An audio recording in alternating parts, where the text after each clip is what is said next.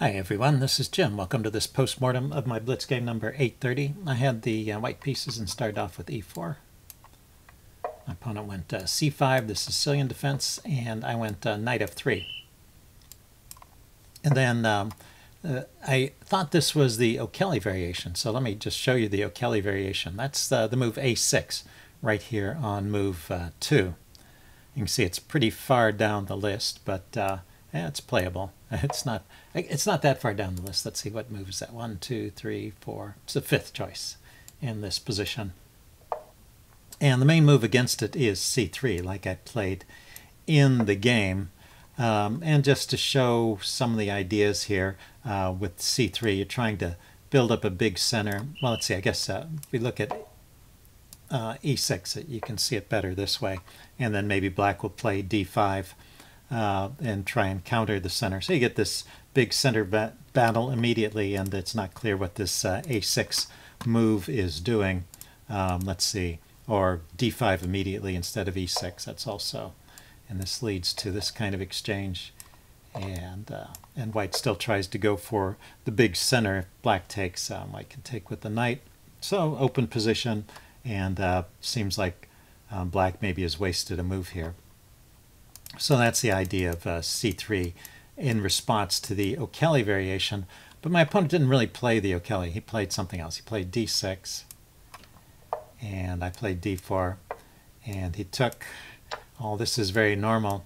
And then here he played a6. So that's a pretty rare move, although it's the fourth choice. But you see, in terms of typical moves, it's in terms of the number of times it's been played, I guess. You can see it's pretty far off of the mark, which knight f6 is the main move here, forcing white to defend this pawn in some way, usually with the other knight, and blocking the c pawn and preventing white from getting to a Moroxi bind setup. So a6 in this position, the move I played, c3, is not really the main move. I think c4 is probably best. Why not just go for the Moroxi bind when you get a chance like this?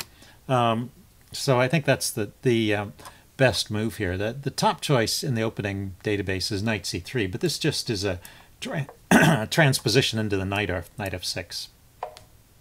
And now we have the typical knight moves: bishop e3, bishop g5, bishop e2, bishop c4, all the usual things you can do against the knight. But this is a very standard position. So right here, after black has played that unusual move a6, the best way to respond to that is with this c4 and going for a Moroxi bind. Anyway, I was a little bit confused, thinking I was in the O'Kelly variation. I played c3, but it's not so good here. We're just out of the opening book, so let's look at the notation tab. Knight f6 is probably a decent response for black here. I have to defend this pawn, so that'll provoke either f3 or knight d2 to defend that pawn. And black has a comfortable position here, so it's not like I've done anything terrible, but black should be fine after that. Instead, black played b5. Maybe this a6 b5 was part of some plan he had. But this is really a mistake to waste another move. And I didn't really exploit it. I just played bishop to e2. But right here is my chance to play a4. It's a move I played. It's a typical move that you play against this structure, and it is a move that I played earlier in the game. You can see that my bishop and my knight are already piled up on that b5 square, so it's going to provoke some action over here on the queen side when I'm much better developed. So a4 is really the best way to refute black's play at this point. And instead I played bishop e2, basically letting black get away with this opening. So we get to a position which is pretty normal, although it's not in any opening book. But it's pretty typical kind of Sicilian position anyway. And there's slight edge to white, but nothing big here. So let's just go through the development here. I think, let's see, he went queen c7. At some point, I was really worrying too much about my pieces and not thinking about how to exploit this. It wasn't until I got all my pieces developed that I came up with this a4 idea. And really, since I had a lead in development from the beginning, I really should have played that earlier. because you know, the time I spend trying to figure out where to put my pieces, you know, gives black time to unwind, so black gets kind of set up that he wants to. Anyway, it's not like anything horrible has happened until this point here. Say king h1 is really just a wasted move here. I don't know. I mean, sometimes the idea is to push these pawns forward on the king side, but basically my problem was I just kind of run out of ideas here. The chess engine points out that c4 is a good move here. I didn't actually think about this too much, but well, black has two options. Black can take, in which case I'll take back with a knight, and so it sort of helps my development, and it also puts my rook opposite his queen, so I'll get in addition to good pieces here, I'll get another tempo on his queen.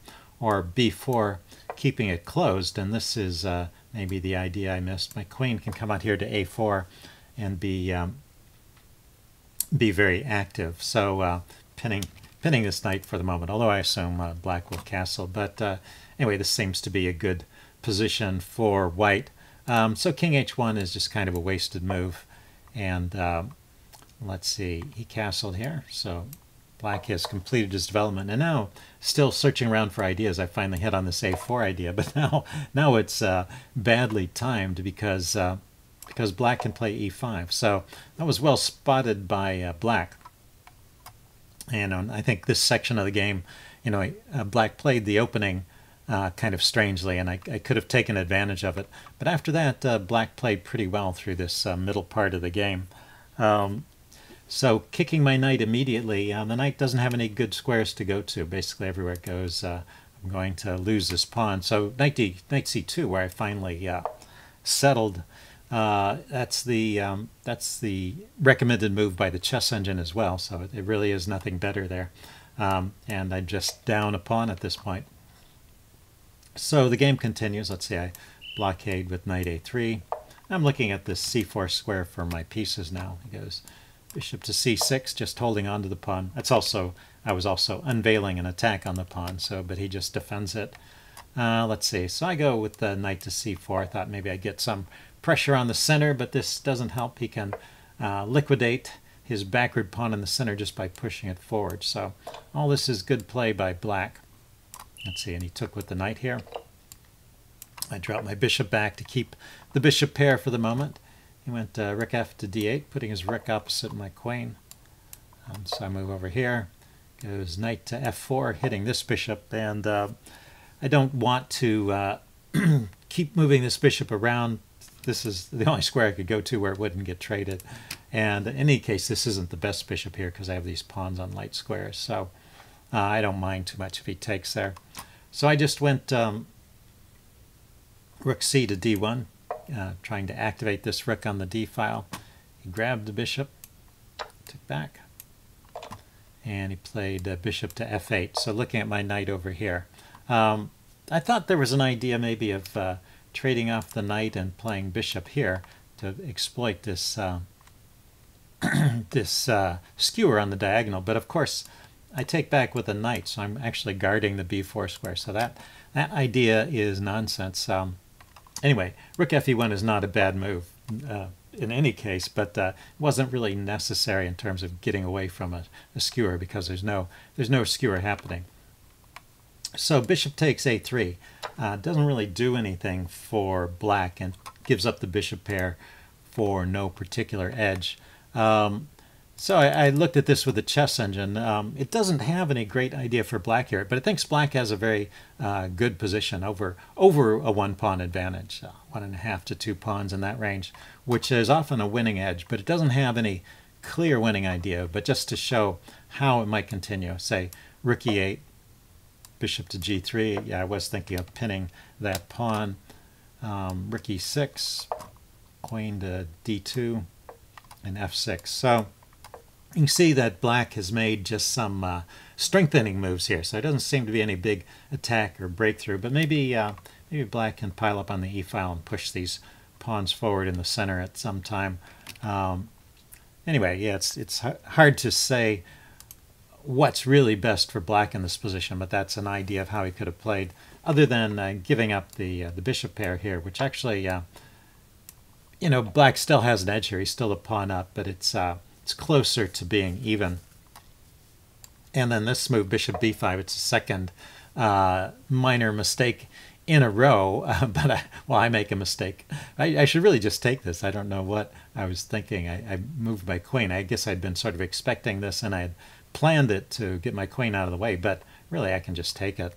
And I should take it because I actually get my pawn back. So this completely equalizes. In fact, one thing I didn't realize was that my queen and my rook are ganging up on this knight here. So even if you play something like rook d to b8, trying to get the pawn back and stay a pawn ahead, I can grab the knight here. Now this is not clear, actually. The chess engine thinks that black has lots of compensation for the piece with this passed pawn. So this is not, and also a tempo on the bishop here. But I am a piece up, and the chess engine gives a slight edge to white in that position. So kind of interesting play. So probably best is knight to f8, holding on to the pawn, holding on to the knight, and just continuing from this position with a slight edge. So that was my chance to equalize after bishop b5, but I didn't do that. I played queen to e3 here. And so black just keeps his pawn and stays a pawn up. Let's see, he went rook a to b8 now. I went to bishop g3, f6, just defending the center. Went to f4, just trying to bust things up and get some activity for my pieces. And he allows this exchange, but this is not bad. I don't want to keep exchanging and give up this bishop for that knight. If I could, it would be nice to find a way to get more pressure against this, but it wasn't so easy. Anyway, I tried queen d4, and the one thing I was always worried about is this knight hopping into d3, although there was a chance that black had to play knight d3 later on in the game. But that was really limiting the places I could go to. I really wanted to put my queen on f2, but then knight to d3 was going to fork the queen and the knight. So I have to stay away from a lot of these dark squares around here. Let's see. I went queen d4. He went rook b d8 and moved my queen over to f4. So kind of doing this dance, trying to stay out of trouble here. Let's see. You know, maybe he could have tried. Oh yeah, he can't try it now because it's pinned against the his knight is pinned against the queen. So he traded rooks here and played rook to d8, and then I traded. So now I don't have to worry about all those forks, although I do have to worry about his queen coming in here to mate me. So h3 is necessary. Let's see, he went king g7, and I went queen b4. And here's his chance to play knight to d3. It's still a good move. Let's see. So instead of queen b4, I should have played queen e3 according to the chess engine, and should be, black is still a pawn up, but it's not too bad for me. So after queen to b4, where I went, he could have played knight d3 here. And, well, this is kind of interesting to look at, too. Notice that his queen back here is guarding some of these entry squares, right? I got a chance to come in with my queen and play check, but there's no way for me to come in, do anything active. The chess engine says queen e4 is the best move. And now there's this funny line where if he grabs this pawn, I can play c4, and this knight doesn't have many squares to go to. And if he plays something like bishop d7, this knight is actually trapped because my queen is, well, the queen is guarding this square. The queen can go to, where's the move? Queen to d4. Yeah, queen to d4 hits the knight and covers the escape square, so actually traps the knight. It's kind of a funny line. Bishop didn't have to go to d7. I guess it could have gone to f8, but that's, or e8. But, you know, that is some kind of success, driving the bishop all the way back. So it turns out that grabbing that pawn is not so great. Chess engine just gives queen d7, keeping all the material on the board, and it thinks that black is in good shape here. Anyway, yeah, he played queen d5, and so that's just not as strong as as knight to d3. Let's see, we played this little check here. I played this check. We played this little dance here. I play this check, he blocks. Didn't want to trade. I thought that might be going into a losing endgame, so I dropped back. And now this is the mistake that lets me equalize. He could still play knight d3. We just got back to the same position. But he went knight c4 instead. And now I can equalize. So, and the way it works is I have to take the bishop. But that wasn't too hard to spot. And after he takes back, I get this pawn. And, well, from this point forward, well, starting with knight c4, the chess engine just rates this game as dead even, and we never vary more than 1/10 of a point away from 0. So I'll just step through the rest of it. I thought I might have some chances in this end game with an outside passed pawn and a bishop versus a knight, but the chess engine doesn't find any potential for me to win this. I guess it's because his king can get over in front of the pawn, and there's not much I can do about it. So anyway, we just played out the endgame, but as I said, it never got more than 1/10 of a point away from 0.0. So that's pretty dead even. And then I just went for the draw at this point, giving up my bishop for his pawn, and he agreed to the draw right here at move 60. Anyway, it was an interesting game. Hope you guys enjoyed this, and I will see you again soon.